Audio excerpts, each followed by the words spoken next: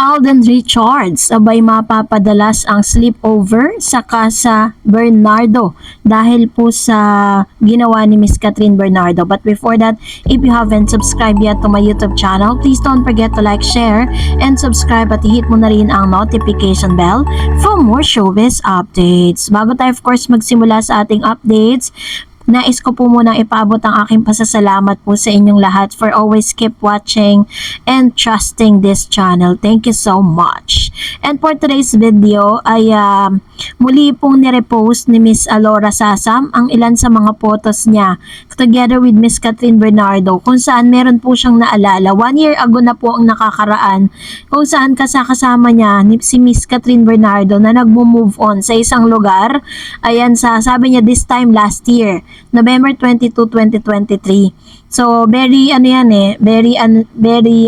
memorable yan kasi November 31st, no, if I'm not mistaken, yun po yung time kung saan dineclare na po nila at in-announce sa public na break na nga sila nung kanyang ex-boyfriend na si DJ. So, kita naman natin na si Alora talaga yung kasama that time ni Miss Catherine sa isang dun po sa kanilang resort, dun sa Amara, yun po yung pag-aari ni Miss Catherine na resort with Mr. Piolo Pascual, yung kanilang business together. And the rest, may mga business partners po sila doon. So, nakakatuwa lang kasi isang taon na po yung nakakaraan. At after a year is kung si Alora Sasam po yung kapiling ni Miss Catherine Bernardo during the painful moments ng kanyang buhay. And this time around November then, kung saan iba na po yung nakayakap kay Catherine at walang iba yan kundi si Mr. Alden Richards. So masayang-masaya tayong lahat dahil talagang pinagdaanan niya o yung mga napagdaanan niyang matindi. Ngayon, nakikita natin na talagang glowing and ready na na talagang papasukin ang isang Alden Richards sa buhay ni Miss Catherine Bernardo matapos niyang aminin sa interview kay Mr. Boy Abunda that she's really are ready to fall in love again. And that is really the best news that we receive coming from the mouth itself of Miss Catherine Bernardo. Pero ngayon nga ito, may mga nagpo-post po niyan or may mga nagchat-chat sa akin, nagpi-PM kung ano raw ba ito, kung sino daw ba tong lalaking ito kasi natagpuan po siya sa Casa Bernardo kung saan ay meron po itong IG story, sabi dyan, hello love new car at Casa Bernardo. Ang nag-post po nito, nag-my day sa kanyang IG is ito po mismo lalaking kasama niya, which is I think ito po isang agent. At I think si Miss Catherine Bernardo po may bago po siyang purchase na car. Kasi kung if you remember, Mr. Alden Richards kasi talagang nag-influence sa kanya niyan.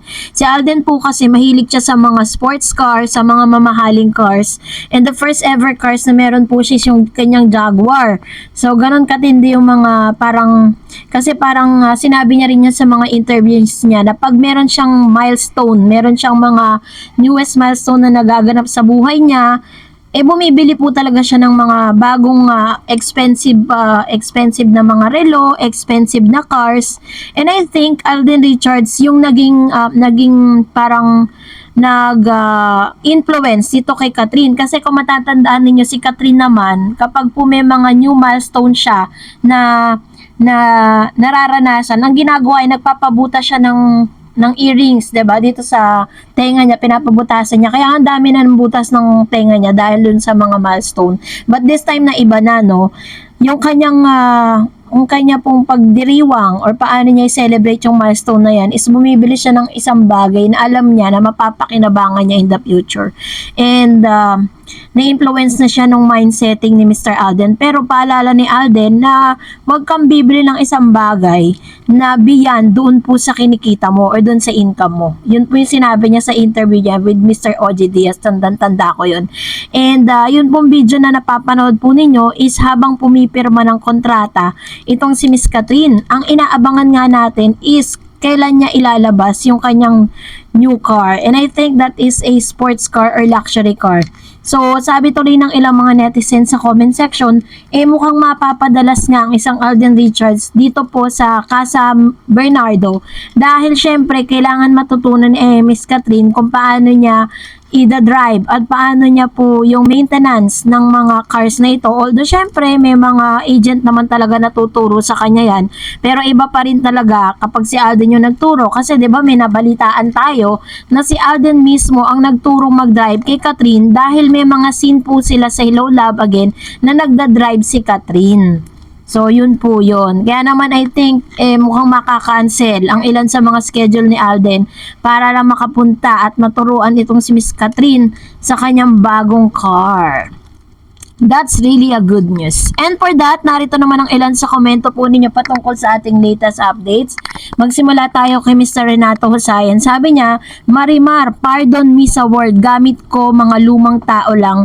May gusto ng Marimar. Gaya nila Ray Pumaloy, Dondon Sermino, lumang tao na sila. In short, all this lang ang gusto sa Marimar. Gen Z na ngayon. Dapat pang Gen Z din ang teleserye ng Kat din. Modern kumbaga. Yan. I agree with you, Mr. Renato Husayan.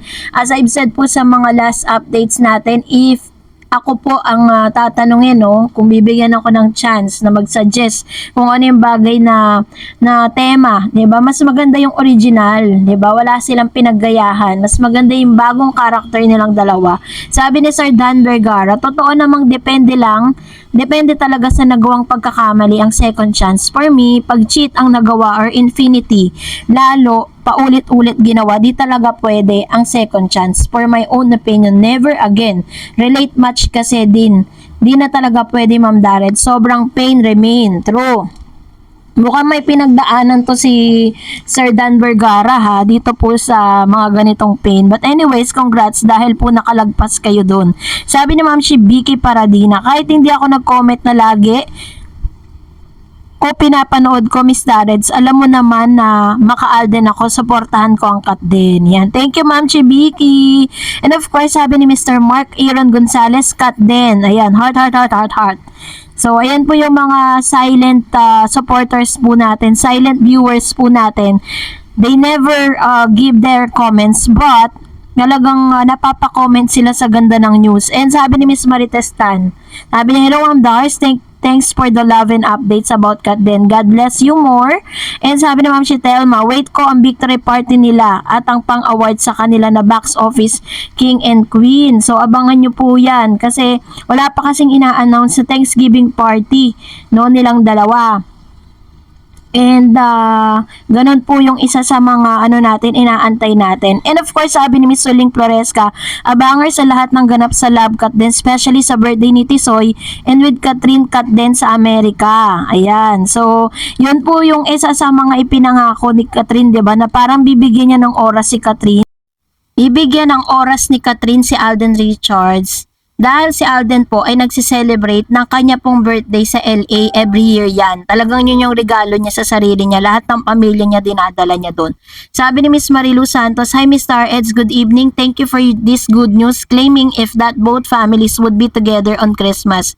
It's really merry if we could see them together on that special day. Again, my heartfelt thanks to you. God bless you always. Thank you, Ma'am Shi. Sabi ni Miss Marites Tan, yan naman ang dapat abangan ng Kat Dinatics. Pagkasama si Tisoy Alden sa Bernardo Mansion, nakaka-excite naman ang good news na ito. Thank you, Ma'am Chi. And of course, sabi ni Miss Leia, salamat sa paayuda kahit napupuyat ako kakapanood ng mga videos ng Kat din. Masaya naman akong puyat kasi love na love ko sila. Yan, ito po yung pinaka-purpose ng ating channel, yung parang bago kayo matulog, 'di ba? Is talagang good vibes lang yung hatid ng Kat din para sa inyo. Sabi ni Ma'am si Raquel, parehong green flag ang Kat din. Green is the color of money, kaya nga most bankable ang Kat din. Which is very, very true. Tingnan nyo naman, di ba, hindi po nababakante si Alden Richards. And Miss Jennifer Villa said, grabe, dati si Juday ang inaabangan ko, pero sobra pagka-addict ko kay Catherine and Alden Richards. Ay nako ma, marami pong ganyan. Talagang na-addict kay Kat at Alden. Talagang parang, di ba, pag tinignan mo kasi sila, hindi sila yung tipo ng artista na umaarte lang eh. Nakikita mo talaga yung genuineness and sincerity nila sa isa't isa. So that's it for today. For more videos and updates, please don't forget to like and subscribe, and please don't forget to follow my Facebook page, Dar Eds TV. God bless everyone!